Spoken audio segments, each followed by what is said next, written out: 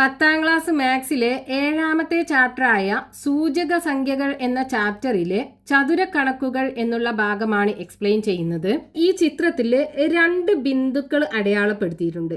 ഈ 2 ബിന്ദുക്കളും എതിർമൂലകളായി വരുന്ന ഒരു ചതുരം നമുക്ക് വരക്കണം. നമുക്ക് എത്ര ചതുരങ്ങൾ വേണേലും വരക്കാലോ. അതായത് ഇത് രണ്ടും എന്തായാ മതി, എതിർമൂലകളായാ മതി. നമ്മൾ എന്ത് ചെയ്യുക, ഈ 2 ബിന്ദുക്കളും ഒരു വൃത്തത്തിന്റെ വ്യാസത്തിന്റെ 2 അറ്റത്തുള്ള ബിന്ദുക്കളാക്കി എടുക്കുക.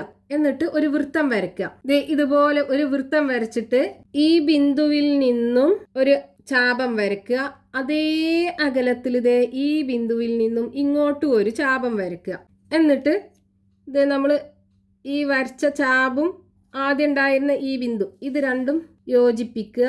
ഇവിടെയും യോജിപ്പിക്കുക. ഇവിടെ നമുക്കൊരു ചതുരം കിട്ടിയല്ലോ. ഈ ചതുരത്തിന്റെ 2 എതിർ കോണുകളല്ലേ ഇത് രണ്ടും, നമ്മൾ ആദ്യം എടുത്ത ഈ 2 ബിന്ദുക്കളും.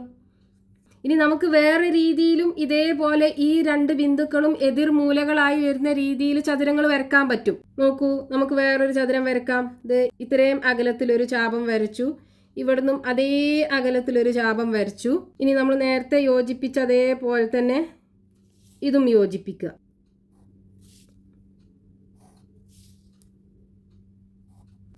ഇവിടെ നോക്കൂ, നമുക്ക് വേറൊരു ചതുരം കിട്ടിയില്ലേ. ഇനിയിപ്പോൾ നമുക്ക് എന്ത് വേണം, ഈ ചതുരത്തിന്റെ വശങ്ങൾ ഇതിലുള്ള ഈ എക്സ് അക്ഷത്തിനും വൈ അക്ഷത്തിനും സമാന്തരമാകണം. അങ്ങനെയാണെന്നുണ്ടെങ്കിൽ നമുക്ക് എത്ര റെക്റ്റാങ്കിൾ, അതായത് എത്ര ചതുരങ്ങൾ വരക്കാൻ പറ്റും? നമുക്ക് ഒരൊറ്റ ചതുരല്ലേ വരക്കാൻ പറ്റുള്ളൂ. അതായത് എന്താ പറഞ്ഞത്, ഇത് രണ്ടും എന്താകണം, നമ്മൾ ആദ്യം എടുത്ത ആ 2 ബിന്ദുക്കളും ഈ ചതുരത്തിന്റെ എതിർമൂലകളാകണം. അതേപോലെ ഇതിന്റെ വശങ്ങൾ എന്താവണം, ഈ എക്സ് അക്ഷത്തിനും വൈ അക്ഷത്തിനും സമാന്തരമാകണം. അങ്ങനെയാണെന്നുണ്ടെങ്കിൽ നമുക്ക് ഒരൊറ്റ ചതുരം മാത്രമേ ഇതിനകത്തുനിന്ന് വരക്കാൻ പറ്റുള്ളൂ. നോക്കൂ, ഈ വശവും ഈ വശവും ഈ വൈ അക്ഷത്തിന് പാരലലാണ്, അതായത് സമാന്തരമാണ്. ഇനി ഈ വശവും എന്താണ്, ഈ എക്സ് അക്ഷത്തിന് സമാന്തരമാണ്. അങ്ങനെ നമുക്ക് ഈ ഒരൊറ്റ ചതുരം മാത്രമല്ലേ വരക്കാൻ പറ്റുള്ളൂ. അപ്പൊ 2 ബിന്ദുക്കൾ എതിർമൂലകളാക്കിയിട്ട് എക്സ് അക്ഷത്തിനും വൈ അക്ഷത്തിനും സമാന്തരമായി വശങ്ങൾ വരുന്ന രീതിയിൽ ഒരൊറ്റ ചതുരം മാത്രമേ നമുക്ക് വരക്കാൻ പറ്റുള്ളൂ. ഇനി നമുക്ക് എന്ത് ചെയ്യാം, നമ്മൾ വരച്ച ഈ ചതുരം ഉണ്ടല്ലോ, ഈ വശങ്ങൾ സമാന്തരമാക്കി വരച്ച ചതുരം, അതൊന്ന് വേറെ എടുത്ത് വരക്കാം. ഈ ചതുരത്തിന്റെ ഈ വശവും ഈ വൈ അക്ഷത്തിന് സമാന്തരമാണ്. ഈ വശവും ഈ എക്സ് അക്ഷത്തിനും സമാന്തരമാണ്. ഇനി നമുക്ക് എന്ത് ചെയ്യണമെന്നോ, ഇതിന്റെ ഈ ബാക്കിയുള്ള 2 മൂലകൾ ഉണ്ടല്ലോ, ഈ 2 മൂലകളുടെയും സൂചക സംഖ്യകൾ കാണണം. ഇവിടെ നോക്കൂ, ഈ എക്സ് സൂചക സംഖ്യ എന്ന് പറയുന്നത് എന്താണ്? ഇവിടുന്ന് നമ്മൾ നേരെ താഴോട്ട് എക്സ് ആക്സിസ്ക്ക് ഒരു ലംബം വരച്ചു കഴിഞ്ഞാൽ ഇവിടെ മീറ്റ് ചെയ്യുന്നത് 3-ലാകൂലേ. അതായത് ഈ പോയിന്റിലേക്ക്, ഈ ബിന്ദുവിലേക്ക് വൈ അക്ഷത്തു നിന്നുള്ള ദൂരമാണ് എന്ത്, ഇതിന്റെ എക്സ് സൂചക സംഖ്യ എന്ന് പറയുന്നത്. അതേപോലെ ഇവിടെ നോക്കൂ, ഇതിന്റെ എക്സ് സൂചക സംഖ്യ എന്ന് പറയുന്നത് നമ്മൾ നേരെ താഴോട്ട് എക്സ് അക്ഷത്തിലേക്ക് ഒരു ലംബം വരച്ചു കഴിഞ്ഞാൽ ഇവിടെ 7-ലായിരിക്കും അത് തട്ടുക. അതായത് ഈ മൂലയിലേക്ക് ഈ വൈ അക്ഷത്തിൽ നിന്നുള്ള ദൂരമല്ലേ ഈ എക്സ് സൂചക സംഖ്യ എന്ന് പറയുന്നത്. അപ്പൊ നമുക്ക് എക്സ് സൂചക സംഖ്യയെ എങ്ങനെ പറയാം? എക്സ് സൂചക സംഖ്യ വൈ അക്ഷത്തിൽ നിന്നും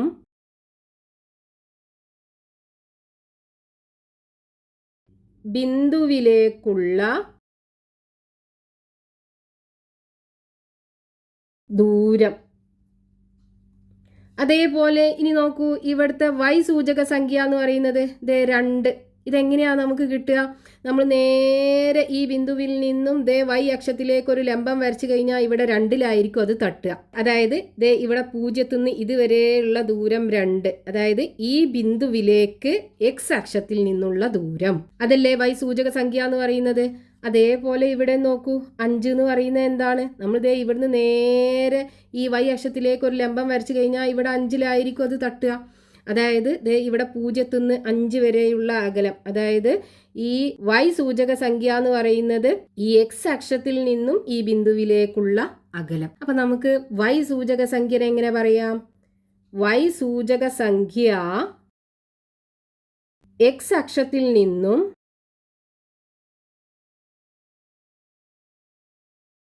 ബിന്ദുവിലേക്കുള്ള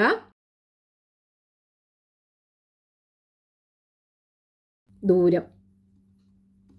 ഈ രണ്ട് രീതിയിലും നമുക്ക് എക്സ് സൂചക സംഖ്യയെയും വൈ സൂചക സംഖ്യയെയും പറയാൻ പറ്റും. ഇനി നമുക്കിത് ഈ രണ്ട് മൂലകളുടെയും സൂചക സംഖ്യകൾ കാണണം. അപ്പൊ ഇവിടെ എങ്ങനെ ഉണ്ടാവും? ദേ ഇവിടെ എക്സ് 7 അല്ലേ, അപ്പൊ ഇവിടെ 7. ഇനി വൈ സൂചക സംഖ്യ ദേ ഇവിടെ 2 അല്ലേ, അപ്പൊ ഇവിടെ 2 ആയിരിക്കും ഉണ്ടാകുക.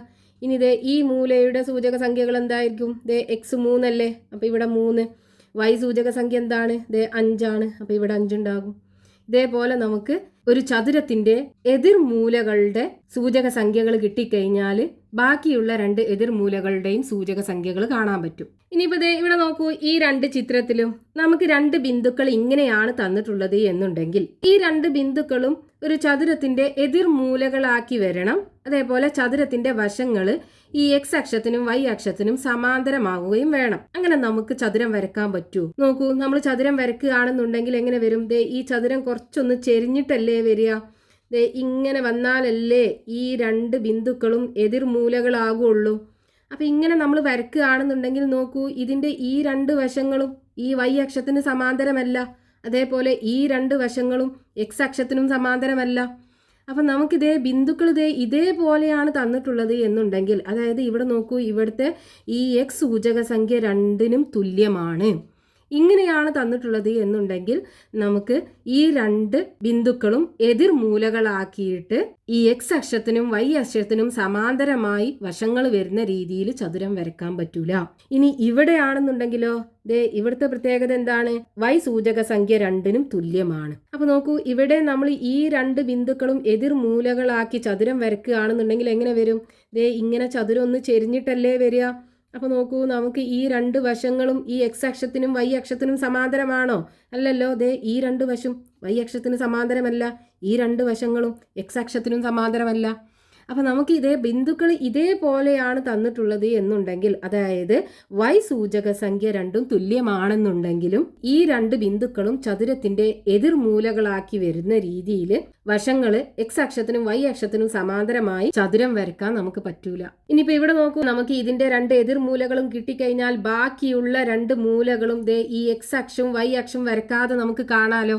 ഒരു ഉദാഹരണം നോക്കാം നമുക്ക്. ഇവിടെ നോക്കൂ, നമുക്ക് ഈ ചതുരത്തിന്റെ രണ്ട് എതിർമൂലകളുടെ സൂചക സംഖ്യകൾ തന്നിട്ടുണ്ട്. ബാക്കിയുള്ള ഈ രണ്ട് മൂലകളുടെയും സൂചക സംഖ്യകൾ നമുക്ക് കാണണം. നമ്മൾ ഈ സൂചക സംഖ്യകൾ എടുക്കുകയാണെന്നുണ്ടെങ്കിൽ ഇതിന്റെ എക്സ് സൂചക സംഖ്യ എന്ന് പറയുന്നത് എന്താണ്? ദേ വൈ അക്ഷത്തിൽ നിന്നും ഈ മൂലയിലേക്കുള്ള ദൂരല്ലേ.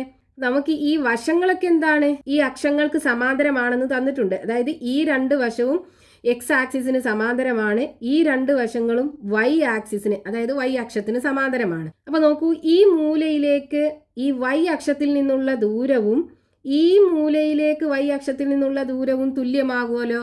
അപ്പൊ ഇവിടെ വൈ അക്ഷത്തിൽ നിന്നുള്ള ദൂരം എത്രയാണ്? 2 ആണ്, അതായത് എക്സ് സൂചക സംഖ്യ. അപ്പൊ ഇവിടെ എത്രയാണ് ഉണ്ടാകുക? 2 ആണ് ഉണ്ടാകുക. ഇനി ഇതിന്റെ വൈ സൂചക സംഖ്യ കാണാൻ എന്ത് ചെയ്യുക? വൈ സൂചക സംഖ്യ എന്ന് പറഞ്ഞാൽ എന്താണ്? എക്സ് അക്ഷത്തിൽ നിന്നും ഈ മൂലയിലേക്കുള്ള ദൂരം അല്ലേ, ഇത് ഇവിടുന്ന് ഇങ്ങോട്ടുള്ള ദൂരം, എക്സ് അക്ഷത്തിൽ നിന്നും ഈ മൂലയിലേക്കുള്ള ദൂരമാണ് വൈ സൂചക സംഖ്യ എന്ന് പറയുന്നത്. അപ്പൊ നോക്കൂ, ഈ മൂലയും എക്സ് അക്ഷത്തിൽ നിന്ന് തുല്യ ദൂരത്തിലല്ലേ ഉള്ളത്. അപ്പൊ ഇവിടെ നോക്കൂ, ഇവിടെ എത്രയാണുള്ളത്? 1 ആണ്. അപ്പൊ ഇവിടെ എത്രയായിരിക്കും? 1 ആയിരിക്കും ഉണ്ടാകുക. അതായത് ഇതിന്റെ എക്സ് സൂചക സംഖ്യ ഇതിന് തുല്യമായിരിക്കും, വൈ സൂചക സംഖ്യ ഇതിന് തുല്യമായിരിക്കും. അപ്പൊ ഇനി നമുക്ക് ഇവിടുത്തെ സൂചക സംഖ്യകളും കാണാലോ. എക്സ് സൂചക സംഖ്യ 7 ആയിരിക്കും, വൈ സൂചക സംഖ്യ ഇതിന് തുല്യമായിരിക്കും, അതായത് 3, 7,3. ഇനി നമുക്ക് പേജ് നമ്പർ 142 കൊടുത്തിട്ടുള്ള ചോദ്യങ്ങൾ നോക്കാം. ഒന്നാമത്തെ ചോദ്യം, ചുവടെയുള്ള ചതുരങ്ങളുടെ എല്ലാം വശങ്ങൾ അക്ഷങ്ങൾക്ക് സമാന്തരമാണ്. ഓരോ ചതുരത്തിന്റെയും മറ്റു രണ്ട് മൂലകളുടെ സൂചക സംഖ്യകൾ കണ്ടുപിടിക്കുക. ഇവിടെ ചോദ്യത്തിൽ തന്നിട്ടുള്ളത് ഈ ചതുരങ്ങളുടെയൊക്കെ വശങ്ങള് അക്ഷങ്ങൾക്ക് സമാന്തരമാണ്. അതായത് ഇപ്പൊ നമ്മൾ ഈ ചതുരം എടുക്കുകയാണെന്നുണ്ടെങ്കിൽ ഈ ചതുരത്തിന്റെ ഈ രണ്ട് വശവും എക്സ് അക്ഷത്തിന് സമാന്തരമാണ്. അതേപോലെ ഈ രണ്ട് വശങ്ങളും വൈ അക്ഷത്തിന് സമാന്തരമാണ്. ഈ ചതുരത്തിന്റെ രണ്ട് എതിർമൂലകളുടെ സൂചക സംഖ്യകൾ നമുക്ക് തന്നിട്ടുണ്ട്. ബാക്കിയുള്ള രണ്ട് മൂലകളുടെയും സൂചക സംഖ്യകൾ നമുക്ക് കാണണം. അപ്പൊ ഇതേ നമ്മൾ ആദ്യത്തെ ചതുരം എടുക്കുകയാണെന്നുണ്ടെങ്കിൽ ഇതിന്റെ ഇവിടുത്തെ സൂചക സംഖ്യ നമുക്ക് എങ്ങനെ കാണാം? ഇതിന്റെ നേരെ താഴെയുള്ള ഈ മൂലയുടെ സൂചക സംഖ്യ നോക്കൂ. അതിനകത്ത് എക്സ് സൂചക സംഖ്യ എന്താണ്? -2 അല്ലേ. ഇവിടുത്തെ എക്സ് സൂചക സംഖ്യയും അതന്നെ ആവുമല്ലോ, അതായത് -2 ആയിരിക്കും ഉണ്ടാകുക. ഇനി വൈ സൂചക സംഖ്യ എന്തായിരിക്കും? ഈ മൂലയിലുള്ള y സൂചക സംഖ്യ 4 ദേ ഇതിന് തുല്യമായിരിക്കും. അപ്പോൾ -2,4 ആയിരിക്കും ഇവിടുത്തെ സൂചക സംഖ്യ. അതായത് ഈ x സൂചക സംഖ്യ എന്ന് പറയുന്നത് ഈ മൂലയിലേക്ക് y അക്ഷത്തിൽ നിന്നുമുള്ള ദൂരമാണ്. അപ്പൊ ഈ രണ്ട് ബിന്ദുക്കളും y അക്ഷത്തിൽ നിന്ന് തുല്യ ദൂരത്തിലാകൂലേ? അപ്പൊ ഇവിടെ -2 ദൂരം എന്നുണ്ടെങ്കിൽ ഇവിടെ എന്തായിരിക്കും? -2 ആയിരിക്കും. ഇനി നോക്കൂ, ഈ രണ്ട് മൂലകളും x അക്ഷത്തിൽ നിന്ന് ഒരേ ദൂരത്തിലാണുള്ളത്. അപ്പൊ ഈ y സൂചക സംഖ്യ എന്ന് പറയുന്നത് ഈ ബിന്ദുവിലേക്ക് x അക്ഷത്തിൽ നിന്നുമുള്ള ദൂരമാണ്. അപ്പൊ ഇവിടെ 4 ആണെന്നുണ്ടെങ്കിൽ ഇവിടെ 4 ആയിരിക്കും. അതേപോലെ ഇനി നമുക്ക് ഈ മൂലയുടെ സൂചക സംഖ്യകളും കാണാലോ. ദേ x സൂചക സംഖ്യ ഇതിന് തുല്യമായിരിക്കും, അപ്പൊ 2. ഇനി y സൂചക സംഖ്യ ഇതിന് തുല്യമായിരിക്കും, അപ്പൊ 3. അപ്പൊ 2,3. ഇനി ഇത് അടുത്ത ചതുരത്തിനകത്ത് ഈ രണ്ട് മൂലകളുടെയും സൂചക സംഖ്യകൾ കാണണം. അപ്പൊ ഇവിടെ നമുക്ക് ഈ x സൂചക സംഖ്യയും ഇവിടെ വരുന്ന x സൂചക സംഖ്യയും തുല്യമായിരിക്കും, അപ്പൊ -1 ആയിരിക്കും. ഇനി ഇതിന്റെ y സൂചക സംഖ്യയും ഇവിടുത്തെ y സൂചക സംഖ്യയും തുല്യമായിരിക്കും. ഇവിടെ -4 ആണെന്നുണ്ടെങ്കിൽ ഇവിടെയും -4 ആയിരിക്കും. ഇനി ഈ മൂലയുടെ x സൂചക സംഖ്യ ഇതിന് തുല്യമാകുമല്ലോ, അപ്പോൾ 2. ഇനി y സൂചക സംഖ്യ ഇതിന് തുല്യമാകൂലേ, അപ്പം -2. ഇനി അടുത്തത് ഈ മൂലകൾ രണ്ടിൻ്റെയും സൂചക സംഖ്യകൾ കാണണം. പിന്നെ നോക്കൂ, ഈ മൂലയുടെ x സൂചക സംഖ്യ ഇതിന് തുല്യമായിരിക്കും, -1. y സൂചക സംഖ്യ ഇതിന് തുല്യമായിരിക്കും, അപ്പോൾ 6. ഇനി ഇവിടെയാണെന്നുണ്ടെങ്കിൽ x സൂചക സംഖ്യ ഇതിന് തുല്യമായിരിക്കും, അപ്പോൾ 2. y സൂചക സംഖ്യ ഇതിന് തുല്യമായിരിക്കും, അപ്പോൾ 3. അപ്പോൾ 2,3. ഇനി അതിൽ രണ്ടാമത്തെ ചോദ്യം, അക്ഷങ്ങൾ വരയ്ക്കാതെ ചുവടെ പറഞ്ഞിരിക്കുന്ന ബിന്ദുക്കളുടെ ജോഡികൾ ഇടതു വലതു മേൽ കീഴ് സ്ഥാനങ്ങൾ ശരിയായി അടയാളപ്പെടുത്തുക. അവ എതിർമൂലകളായും വശങ്ങൾ അക്ഷങ്ങൾക്ക് സമാന്തരമായും വരയ്ക്കുന്ന ചതുരങ്ങളുടെ മറ്റു മൂലകളുടെ സൂചക സംഖ്യകൾ കണ്ടുപിടിക്കുക. അപ്പൊ ഇവിടെ നമുക്ക് ചോദ്യത്തില് 4 ജോഡി സൂചക സംഖ്യകൾ തന്നിട്ടുണ്ട്. നമുക്ക് എന്ത് ചെയ്യണം? ഈ സൂചക സംഖ്യകള് ഒരു ചതുരത്തിന്റെ എതിർമൂലകളാക്കി അടയാളപ്പെടുത്തണം. എന്നിട്ട് ആ ചതുരത്തിന്റെ ബാക്കിയുള്ള 2 മൂലകളുടെയും സൂചക സംഖ്യകൾ കാണണം. ഈ ചതുരങ്ങളുടെ വശങ്ങള് x അക്ഷത്തിനും y അക്ഷത്തിനും സമാന്തരമാണ്. അപ്പൊ x അക്ഷവും y അക്ഷവും വരക്കാതെ നമുക്ക് എന്ത് ചെയ്യണം? ബാക്കിയുള്ള 2 മൂലകളും കാണണം. അപ്പൊ ഇതാണ് ഒന്നാമത്തെ ജോഡി. ഈ 2 ജോഡി സൂചക സംഖ്യകളും നമുക്കിതേ ഈ ചതുരത്തിന്റെ എതിർമൂലകളാക്കി അടയാളപ്പെടുത്തണം. അപ്പൊ ഇവിടെ നോക്കൂ, ഒന്നാമത്തേനകത്ത് x സൂചക സംഖ്യ 3 ആണ്, രണ്ടാമത്തേനകത്ത് 7 ആണ്. ഇവിടുന്ന് ഇടത്തുനിന്ന് വലത്തോട്ട് പോകും തോറും x സൂചക സംഖ്യ കൂടല്ലേ ചെയ്യുക? അതേപോലെ താഴ്ന്ന് മുകൾക്ക് പോകും തോറും y സൂചക സംഖ്യ കൂടും. അപ്പൊ ഇതില് x സൂചക സംഖ്യ കുറവ് ഇതിനാണ്. അപ്പൊ ഈ സൂചക സംഖ്യ ആയിരിക്കും ഈ മൂലയിലോ അല്ലെങ്കിൽ ഈ മൂലയിലോ വരിക. ഇനി ഏത് മൂലയിലാണെന്ന് അറിയാൻ നമ്മൾ എന്ത് ചെയ്യുക? ഈ y സൂചക സംഖ്യ നോക്കുക. y സൂചക സംഖ്യ ഇതിന് കുറവല്ലേ, അപ്പൊ താഴെയാകൂലേ ഇത് വരിക? അതായത് ഇവിടുത്തെ സൂചക സംഖ്യകൾ 3,5 ആയിരിക്കും. ഇനി ഇതിന്റെ എതിർമൂലയല്ലേ അടുത്തത്, അപ്പൊ ഇവിടെ 7,8. അപ്പൊ 2 എതിർമൂലകളുടെ സൂചക സംഖ്യകൾ കിട്ടി. ഇനി നമുക്ക് ബാക്കി 2 എതിർമൂലകളുടെ സൂചക സംഖ്യകളും കാണാലോ. ഇവിടുത്തെ x സൂചക സംഖ്യ ഇതിന് തുല്യമായിരിക്കും, അപ്പൊ 3. y സൂചക സംഖ്യ ഇതിന് തുല്യമായിരിക്കും, അപ്പൊ 8, 3,8. ഇനി ഈ മൂലയുടെ x സൂചക സംഖ്യ ഇതിന് തുല്യമായിരിക്കും, അപ്പൊ 7. y സൂചക സംഖ്യ ഇതിന് തുല്യമായിരിക്കും, അപ്പൊ 5, 7,5. ഇനി അടുത്ത 2 ജോഡികള് 6,2, 5,4. ഇനി നമുക്ക് എന്ത് ചെയ്യണം? ഈ 2 സൂചക സംഖ്യകളും ഈ ചതുരത്തിന്റെ എതിർമൂലകളാക്കി ആദ്യം അടയാളപ്പെടുത്തണം. അപ്പൊ ഇവിടെ നമുക്ക് നോക്കൂ, x സൂചക സംഖ്യകൾ ഇവിടെ 6 ആണ്, ഇവിടെ 5 ആണ്. അപ്പൊ ഇതായിരിക്കും ഈ വശത്ത് വരിക, അതായത് ഈ മൂലയിലോ അല്ലെങ്കിൽ ഈ മൂലയിലോ. ഇനി ഏത് മൂലയിലാണെന്ന് അറിയാൻ എന്ത് ചെയ്യുക? y സൂചക സംഖ്യ നോക്കുക. അപ്പൊ ഇതിന്റെ y സൂചക സംഖ്യ 4 ആണ്, ഇവിടെയാണെന്നുണ്ടെങ്കിൽ 2 ആണ്. ഇതാണ് കൂടുതൽ അല്ലേ? അപ്പൊ ഇവിടെ ആയിരിക്കും ആ സൂചക സംഖ്യകൾ വരിക, അതായത് 5,4. അപ്പൊ ഇനി മറ്റേത് എവിടെ ആയിരിക്കും? ഇതിന്റെ നേരെ എതിർമൂലല്ലേ, അപ്പൊ 6,2 ഇവിടെ വരും. ഇനി ബാക്കിയുള്ള 2 മൂലകളുടെയും സൂചക സംഖ്യകൾ നമുക്ക് കാണാലോ. ഇവിടെ എന്തായിരിക്കും? x സൂചക സംഖ്യ ഇതിന് തുല്യമായിരിക്കും 5, y സൂചക സംഖ്യ ഇതിന് തുല്യമായിരിക്കും 2. ഇനി ഇവിടെ x സൂചക സംഖ്യ ഇതിന് തുല്യമായിരിക്കും, അപ്പൊ 6. y സൂചക സംഖ്യ ഇതിന് തുല്യമായിരിക്കും, അപ്പൊ 4, 6,4. ഇനി അടുത്ത ജോഡി -3,5, -7,5. 1. ഇനി നമുക്ക് ആദ്യം ഈ ചതുരത്തിനകത്ത് ഈ 2 സൂചക സംഖ്യകളും അടയാളപ്പെടുത്തണം. അപ്പോൾ ഇവിടെ എക്സ് സൂചക സംഖ്യകൾ -3ഉം -7ഉം ആണ്. ഏതാ കുറവ്? ഇതല്ലേ കുറവ്. -7 അല്ലേ -3നേക്കാളും ചെറുത്.